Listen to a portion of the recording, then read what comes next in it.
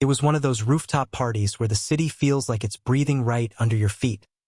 Music drifting up from the streets below, the low hum of traffic blending with the thump of bass from the speakers. The skyline was glowing, the kind of warm summer night where no one really cares what time it is. I was leaning against the railing, a half-empty glass in my hand, listening to a friend drone on about his honeymoon in Italy. I wasn't really there in the conversation, just nodding at the right places, letting the wind wash over me. Then I heard Julia's laugh. Not just her usual laugh. This one was louder, sharper, the kind she used when she wanted attention. She was in the center of a loose circle of people, telling some story about marriage like it was a comedy routine. She had a champagne flute in one hand, the other moving in big, theatrical gestures. Camera flashes went off now and then. Phones held high, everyone wanting a piece of the scene. She looked radiant, perfectly put together, every hair in place. I took a sip from my glass and tried to tune back into my friend's story, but something about the way she was laughing stuck in my head. She wasn't laughing with them. She was laughing at something, or maybe someone. That's when it happened. Her clutch slipped from her hand and hit the wooden deck with a muffled thud. A few things spilled out: lipstick, compact mirror, a couple of receipts folded together, keys. And then, right there among them, 2 hotel key cards slid across the planks like they couldn't wait to be noticed. I bent down to pick them up before someone stepped on them. The logo on the paper caught my eye: Harborline Boutique Lofts. The waterfront place everyone in the city knew for its getaway vibe. The receipt showed a late checkout for 2 guests. Before I could even straighten up, her phone lit up on the low cocktail table beside her. A push notification from an email booking system popped up. It was another Harborline reservation, different date, same location. I froze for half a second. My first thought was that I'd walked into a coincidence, but even my own brain didn't believe it. The 2 key cards, the receipt, and then a fresh booking confirmation within the same 30 seconds? That wasn't a coincidence, that was a sequence. I held out the clutch to her. "You dropped this," I said, the receipt still visible on top of the pile of her things. Her eyes flicked down for the briefest moment before she smiled, wide, polished, as if this was just another beat in her performance. "Oh, that." She laughed lightly, not missing a beat. "Work stuff. Logistics. Don't start getting all forensic on me, Chris." Then she turned back to the group, voice just a notch louder. "See? This is what I mean. He's too faithful. It's almost boring." The circle erupted in laughter. Someone clapped me on the shoulder like I'd just been roasted in a game I never agreed to play. "She's right, man." One guy grinned. "You've got that loyal Boy Scout vibe. Bet you never even look at other women." I forced a smile and took a step back, but the moment had already been woven into the fabric of the night. The jokes started piling on. Little quips about me keeping a diary of her whereabouts, or double-checking her texts. Julia leaned into every one of them, adding her own embellishments about how I couldn't loosen up if my life depended on it. It was like watching a magician work a crowd, taking something sharp and dangerous, hiding it in her hand, and showing them something shiny instead. And they all bought it. They laughed, clinked glasses, and turned what I'd just seen into a punchline. The music swelled again. Someone passed around a fresh tray of cocktails, and the conversation drifted into a debate about vacation spots. But I wasn't in it anymore. I was still standing there with the image burned into my mind. Key cards, receipt, and that flicker in her eyes before she buried it under a layer of charm. The rest of the night went on in a blur. Every so often, I'd glance over and see her in another group, hand on someone's arm as she told a story, head tilted back in laughter. Always the center of attention, always untouchable. When it was finally time to leave, we said the usual goodbyes. Julia hugged a few people like they were lifelong friends, promised drinks soon, and looped her arm through mine as if the jokes about my boring loyalty had never happened. The elevator ride down was silent. I could feel the heat of her arm against mine, but it didn't register as warmth. More like static. We stepped out onto the street, the air still warm but carrying a faint edge of cool that hinted at the late hour. She was scrolling through her phone, smiling at whatever she saw, while I kept my hands in my pockets. I didn't say anything on the walk to the car. I didn't need to. That moment on the rooftop, when the clutch fell, the keycard slid out and the phone lit up, wasn't an accident.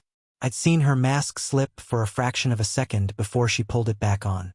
And I knew, with a kind of clarity I wish I didn't have, that this wasn't something to laugh off. I drove us home in silence, the hum of the tires on the asphalt filling the space between us. She hummed along to a song on the radio, completely at ease, as if the night had gone perfectly. But for me it was already over. Not the marriage, not yet, but the trust. That was gone. And you don't get that back with a joke and a smile. On the drive home, the city smeared itself into ribbons of brake lights and neon, and I kept seeing those two plastic key cards skating across the wood like guilty fish. I tried to be rational. People book rooms for clients. People handle check-ins when assistants are out. People wind up with receipts that aren't theirs all the time. I stacked those arguments like sandbags, and they held for exactly one traffic light. Then the joke, too faithful, looped again and the whole thing flooded back. By morning, the party had turned into a slideshow I couldn't stop. The notification on her phone. The late checkout for two. That tight, thin pause in Julia's eyes before she spread a bright blanket of laughter over the spill. Each frame sat on the light table of my head and refused to fade. I brewed coffee, passed her a mug, and watched her move through the kitchen like choreography. Kettle, mug, phone, lipstick, keys, heels. A sequence crisp enough to set to a metronome. She mentioned a Saturday brainstorming block at the co-working space. I knew their hours. Lights out at 10. She's come home at 1. I didn't confront her. I opened a new note on my phone and typed one line. Harbor line, receipt at party. Felt petty to write it down, so I deleted the line, then rewrote it, then added the timestamp. I told myself the note wasn't for prosecution. It was for sanity. Evidence sounds less paranoid when you can count it. Small oddities started vibrating against each other like tuning forks. Location services off, not always, not loudly, but reliably on weekends. A text lights the screen. She smiles, flips the phone face down, slides it into her tote as if gravity had changed direction. Message threads that used to flow now looked like spare parts. Gaps where entire exchanges should have lived, as if someone had taken scissors to the middle. The banking app offered itself as a gossiping neighbor. Iron Gate Club dues, rounds at a waterfront speakeasy, and the polite little line items that belonged to a boutique hotel's room service. A few days later, cash withdrawals sprouted like weeds after rain. Work photos told their own story. For months, her feed was a parade of wins. Ribbons, renderings, a skyline over someone's shoulder. Then Drew Harper started appearing near her elbow. At first background blur, then foreground smile, then candids framed too perfectly to be accidents. And then nothing. He vanished from her grid like a character written off mid-season. Offline, his name popped less in conversation too, except for the way people didn't say it when it would have made sense. Her wardrobe pivoted without a memo. Weekday evenings arrived at breakfast. Cocktail silhouettes on Tuesdays. Dresses that looked like the night plan to follow her to work. A new perfume, sleek bottle, expensive, warmed the hallway and somehow still lingered in the room when I woke, like a guest who hadn't taken the hint. She laughed brighter at breakfast, brighter than the morning needed, brighter than the joke deserved. I audited myself. Maybe I'd drifted. Maybe I'd gotten predictable. Maybe this was the cliché arc. Husband burrows into spreadsheets, wife goes looking for a mirror that pays attention.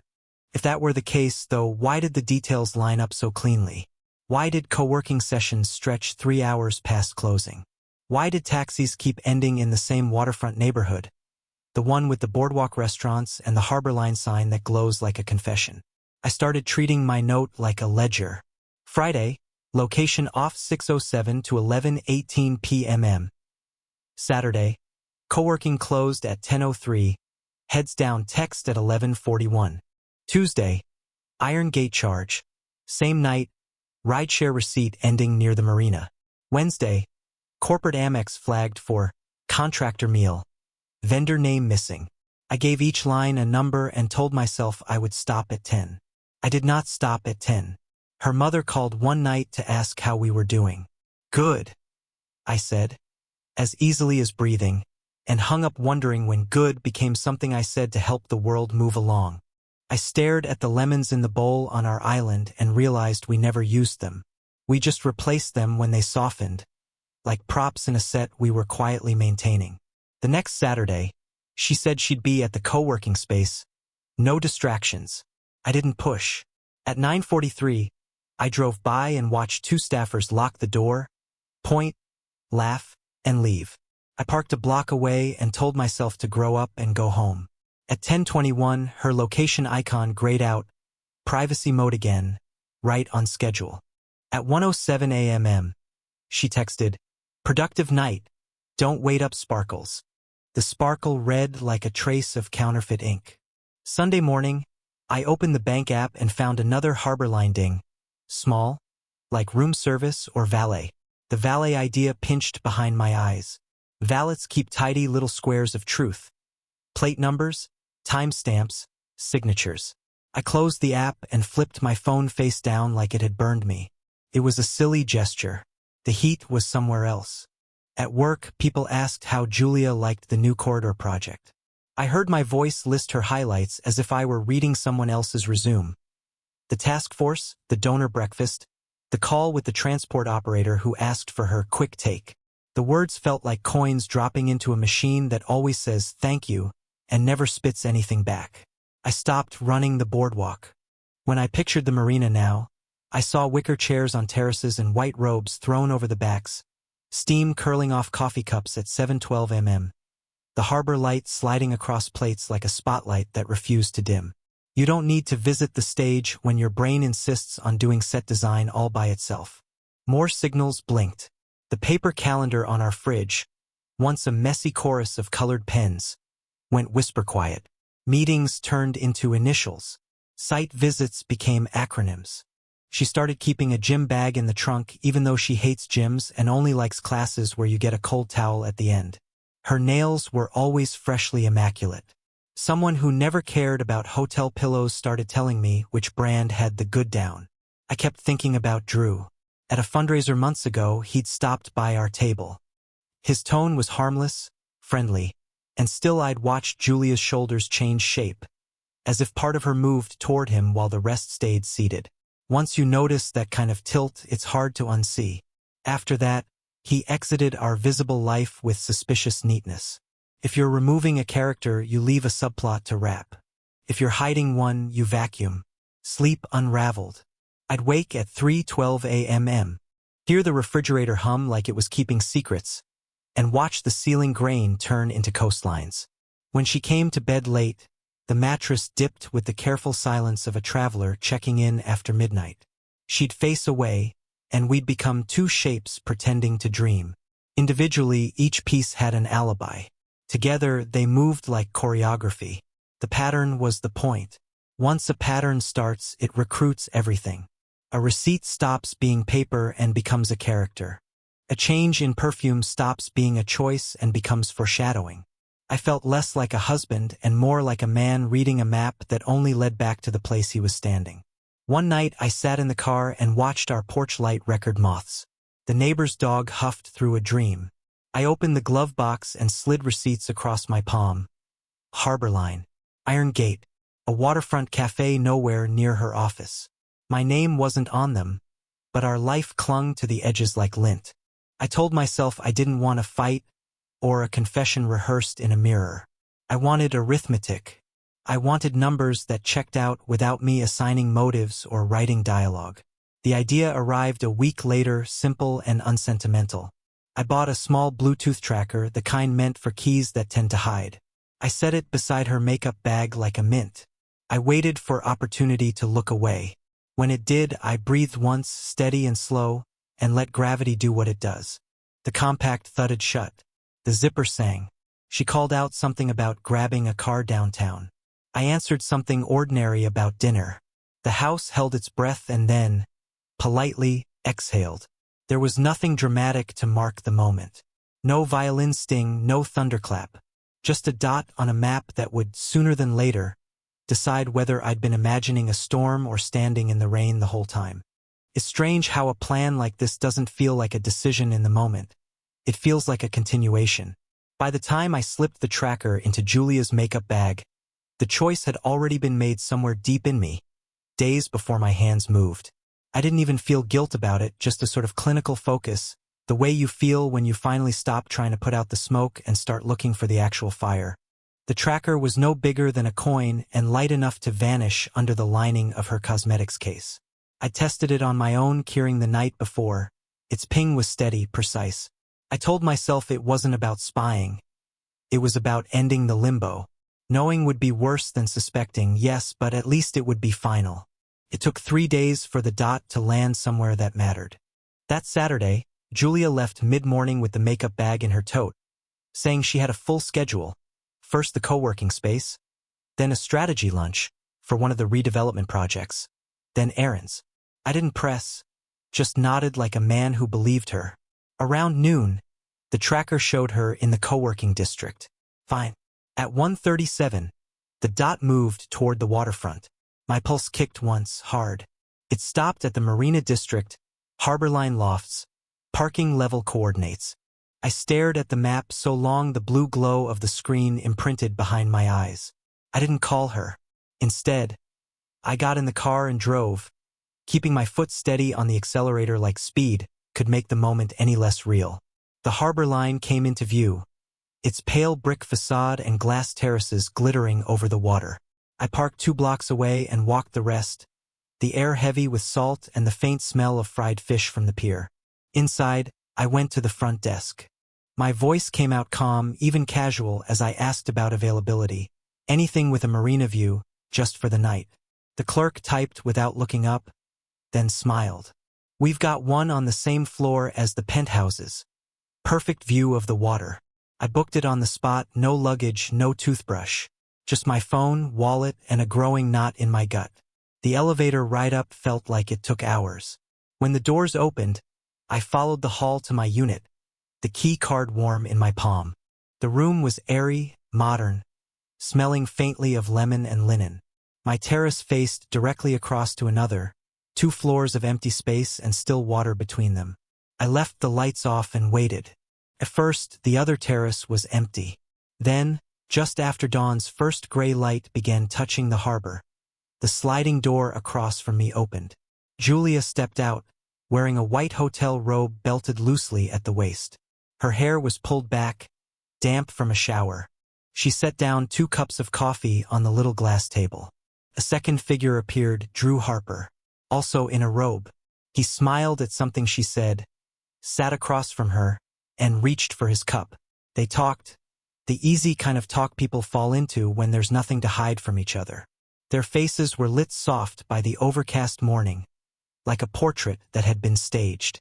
I lifted my phone and began taking photos, slow, steady sh*TS, not bursts. Frames with both their faces, the terrace number, the background landmarks.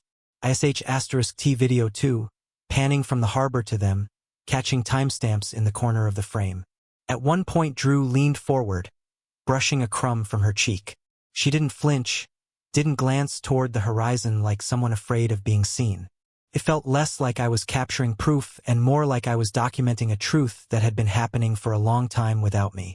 When they went inside, I stayed where I was, scrolling through what I'd taken. There was no ambiguity, no friendly ambiguity, no work lunch plausibility. This was domestic int *Macy, casual in the way only repetition can make it. I left the room an hour later and went straight to the valet desk in the lobby. The attendant looked up, ready to take a claim ticket, but I slid a folded bill across instead and asked about a specific car, Julia's. He checked the logbook. Her license plate was written there in neat block letters, with entries on 3 previous weekends. Same arrival time, same pickup the following morning. Back in my car, I sat in the driver's seat without starting the engine. The proof was in my phone, my pocket, my head. Clear, crisp, irrefutable. There was no need to imagine anymore. No need to question the patterns I'd been charting. For a moment, I thought I might cry. Not from sadness, but from the sheer exhaustion of holding the suspicion for so long. But instead, I just exhaled, slow and deep, and felt something colder settle in. The understanding that whatever came next wouldn't be about begging for answers. I drove home with the radio off, the hum of the tires the only sound. Julia texted at 11:04. Running late, long morning, will explain later. I stared at the screen until it went black. Then I opened my note file, the one with months of small entries, and typed the final line. Harbor line, Dawn, Julia plus Drew, robes, coffee, photo/video plus valet log. Proof complete. You'd think proof would detonate something.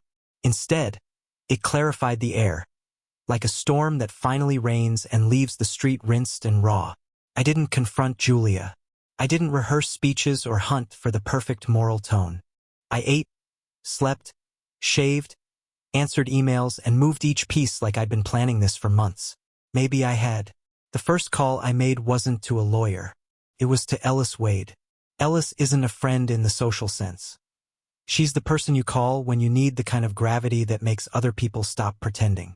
We'd crossed paths on investment projects, ports, light rail expansions, adaptive reuse, and traded favors without tallying them. She runs a waterfront office with glass on 3 sides and a reputation that doesn't need a logo. "Morning," she said when I stepped in, like we'd spoken yesterday. "Your message said dossier. Want coffee or just consequences?"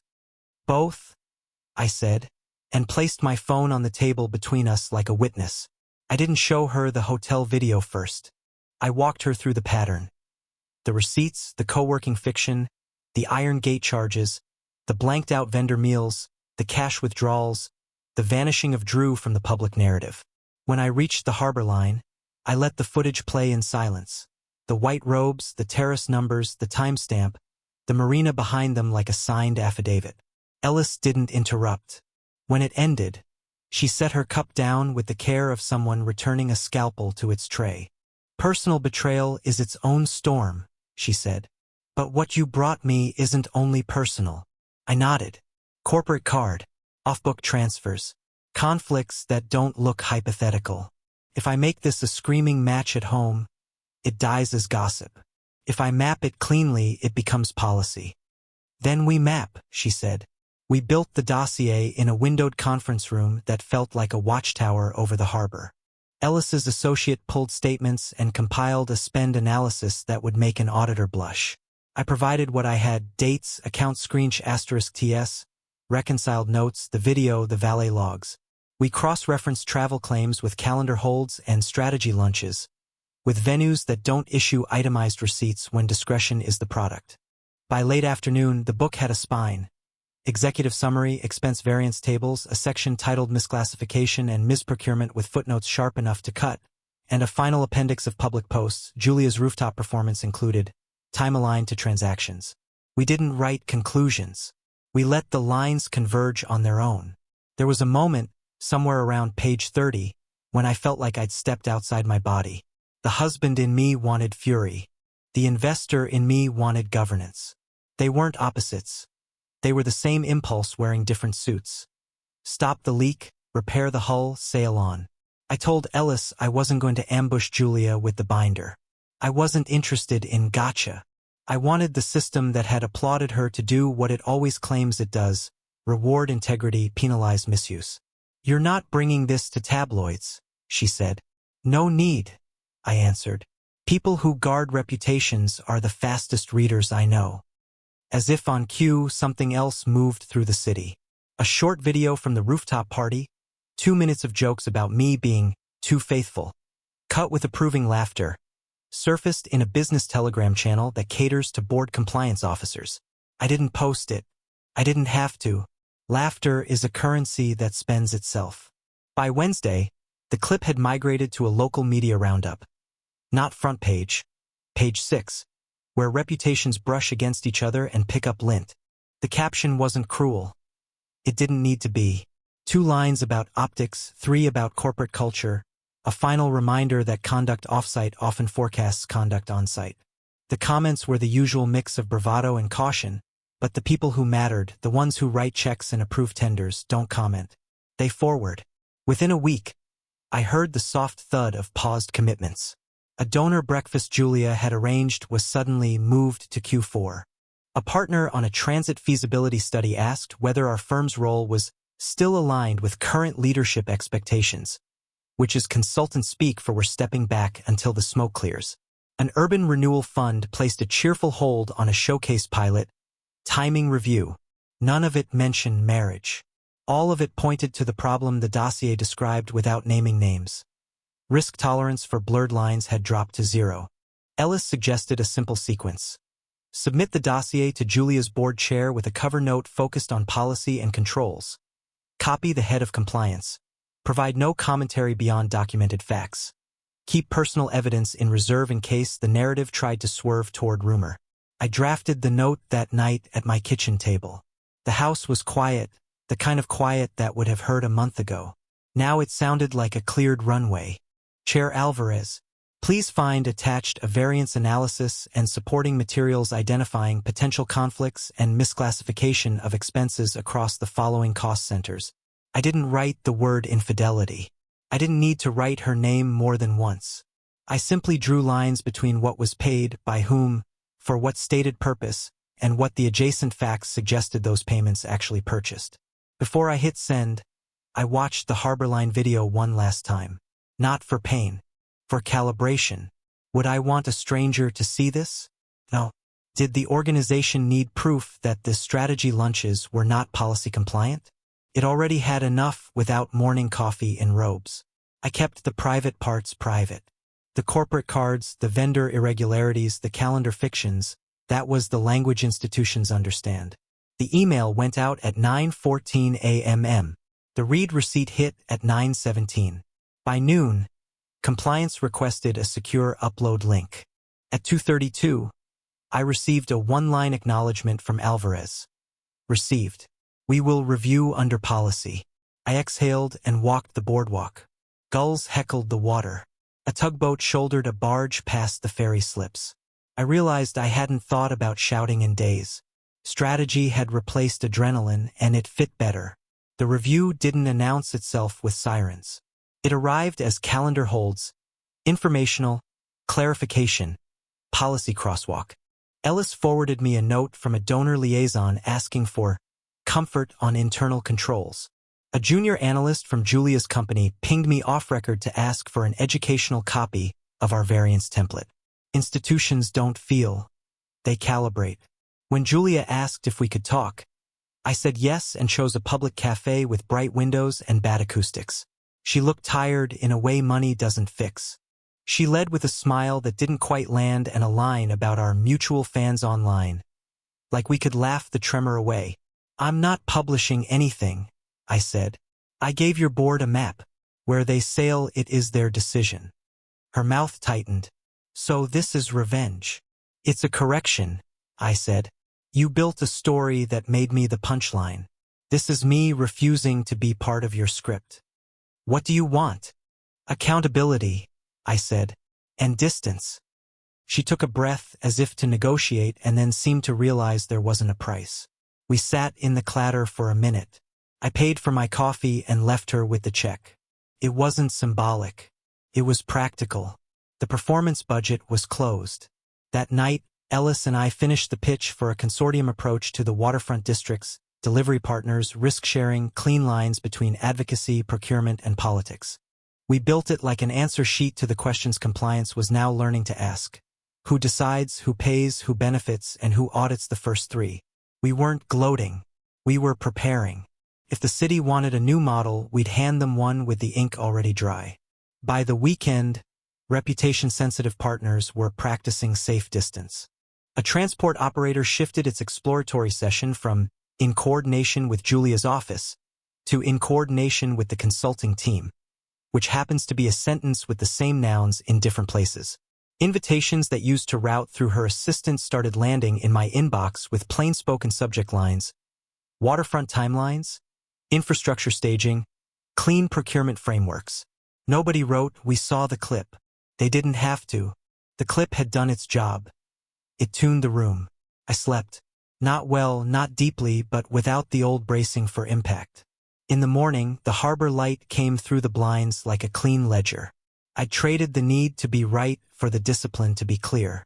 And clarity, I learned, is louder than any fight I could have started in our kitchen. The first public sign that something had shifted came in the form of an email I wasn't supposed to be copied on. Subject line: Waterfront Consortium Networking Logistics. Sent to a list that used to include Julia's name. This time, mine was there instead. I opened it in the kitchen, the harbor light slanting in through the blinds. Inside was a tidy paragraph about meeting spaces, breakout groups, and coordination with Chris Bennett. No mention of her title, no +1. Not even the polite fiction of representative from Julia's office. It was the kind of omission you only catch if you've been in the circle long enough to know when a chair is missing. The Regional Urban Renewal Forum was a month away, a 3-day parade of developers, policymakers, and consultants, where proximity could be more valuable than any contract. I'd been there before, always as Julia's husband, never as an equal participant. This year, the badge would just say Chris Bennett. Ellis and I prepped like it was a pitch to the city itself. We refined our consortium model for redeveloping waterfront districts, letters of intent from 2 developers, preliminary commitments from a transport operator, a framework for community engagement that didn't read like it was bolted on for optics. Every page was clean. Numbers in black, timelines in clear columns, risk allocations you could explain without reaching for euphemisms. The morning of the forum, I put on a suit I'd almost forgotten I owned. The fabric felt different when I wasn't wearing it to play the role of supportive spouse. This time, I had my own meetings on the calendar. Walking into the convention center, I saw her almost immediately. Julia was in a cluster near the entrance, greeting people with that same bright efficiency I'd once admired. For a second, our eyes met. No smile. Just a flicker, calculation, recognition, maybe a trace of something she didn't want to name. She was wearing her badge high on her lapel, and I noticed the absence of any company logo. Just her name unanchored. Ellis and I took the main stage on the second morning. Our presentation wasn't flashy. We didn't need it to be. We laid out a phased redevelopment plan. Each district a chapter in a longer narrative about the waterfront's future. The letters of intent appeared on the screen in sequence, each signed and dated. I spoke to timelines and integration points.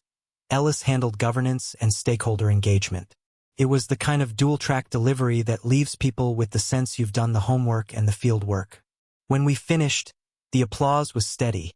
Not a burst, but a sustained hum. Afterward, the networking floor felt different.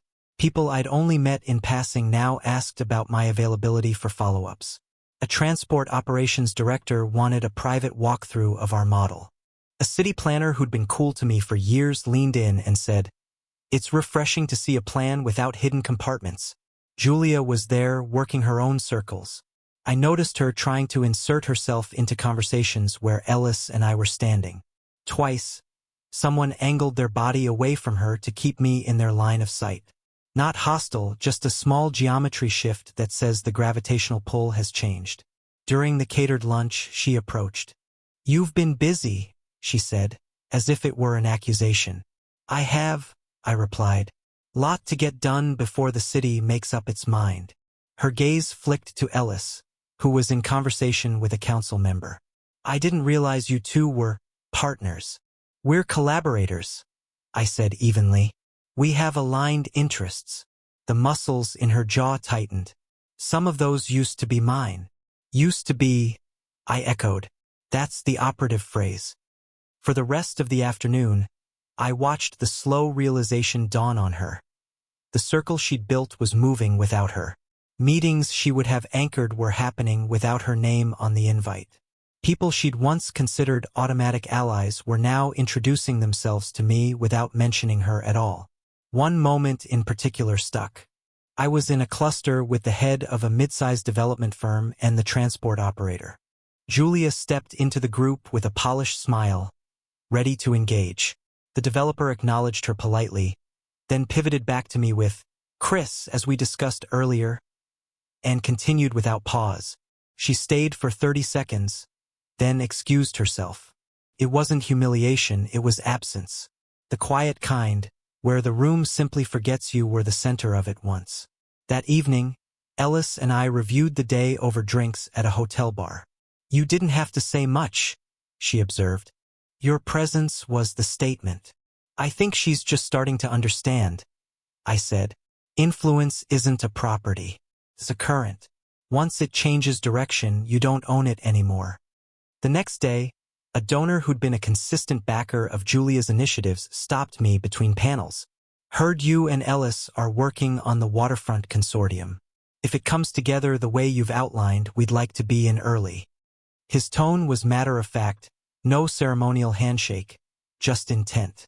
By the final evening reception, the shift was undeniable. I wasn't being introduced as Julia's husband anymore. I was just Chris. People asked for my card. Conversations were framed around your proposal or your timeline, and nobody looked around to see if she was standing nearby. Julia was still in attendance, but her orbit was smaller, her movements more tentative. I caught her watching me from across the room once, her expression unreadable. It wasn't anger exactly, more like someone standing on a platform, watching the train they thought they were driving pull out without them.